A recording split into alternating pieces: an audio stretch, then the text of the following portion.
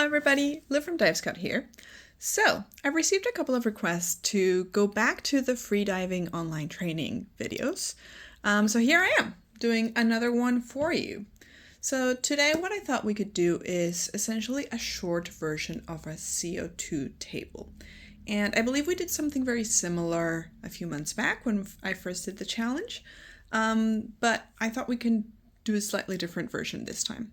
So first and foremost, what the hell is a CO2 table?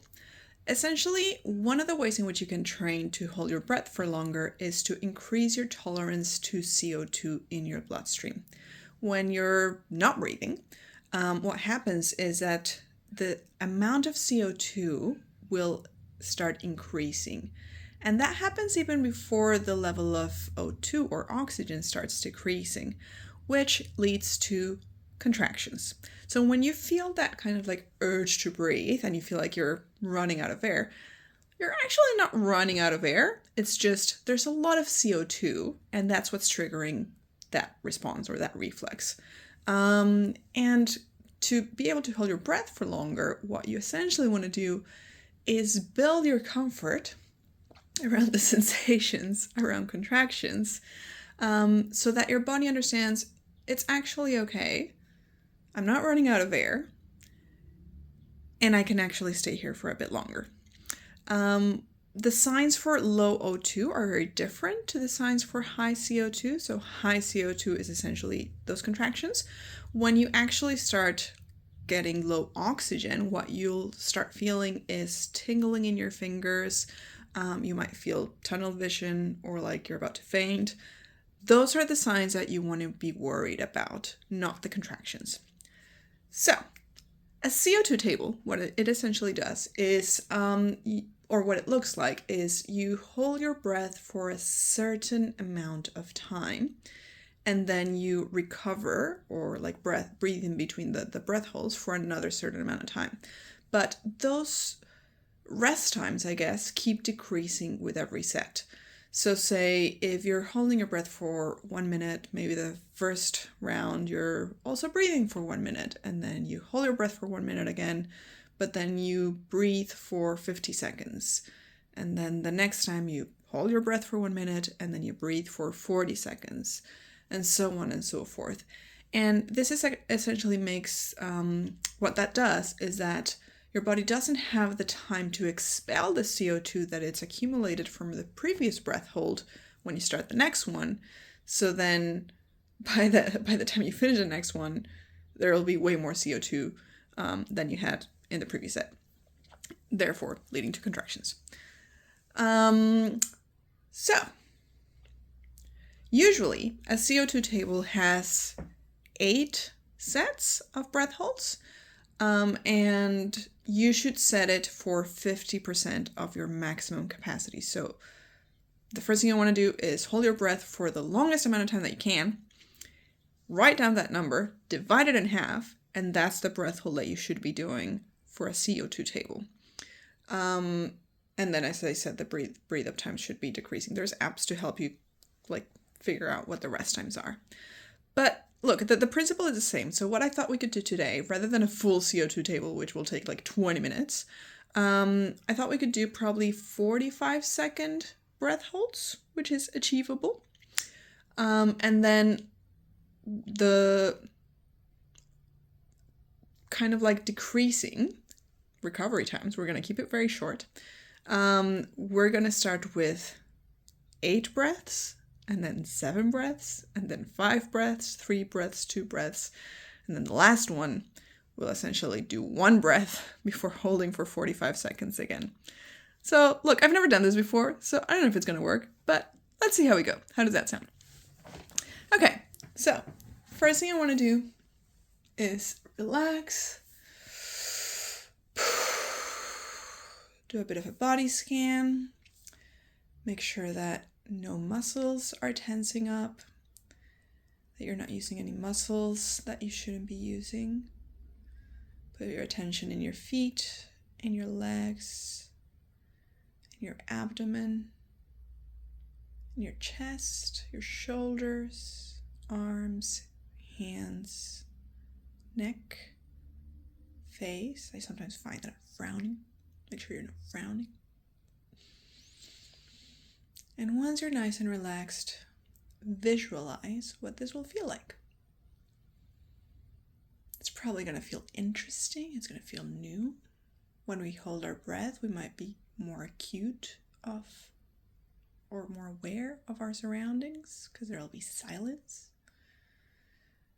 And then probably after a little while, we'll start feeling like we're running out of air. So what are we going to do then? We're gonna be curious about this. We're gonna try to relax our muscles if we start feeling the urge to breathe.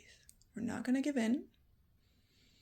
We're gonna try to shift the air inside our body and see if we can relax through it. And then probably at some point we'll start feeling contractions. And if that happens, we're just gonna start counting them. We're going to count them, or we're going to see how much we can count and try to extend that as much as possible. Try to see if we can break our record from last time. And of course, if we start feeling tingling in our fingers, or we start feeling dizzy or ill, then we'll stop. We'll stop and we'll know that maybe that was a bit too much and we'll have to adapt the table for next time. But if we don't feel that, we'll keep going. We'll keep going and see how we go until we have done eight repetitions of this. Okay, so when we're ready, we're going to start holding our breath in 3, 2, 1.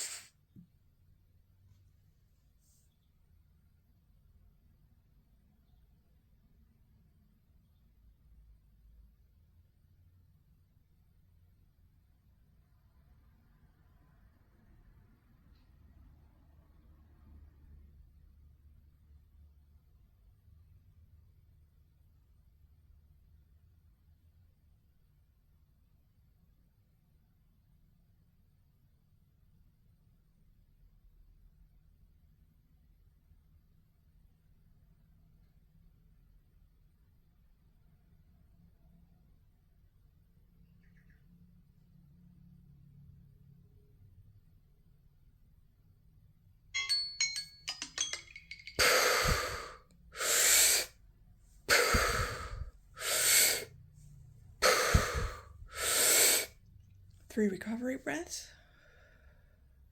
and then 5 normal tidal breaths.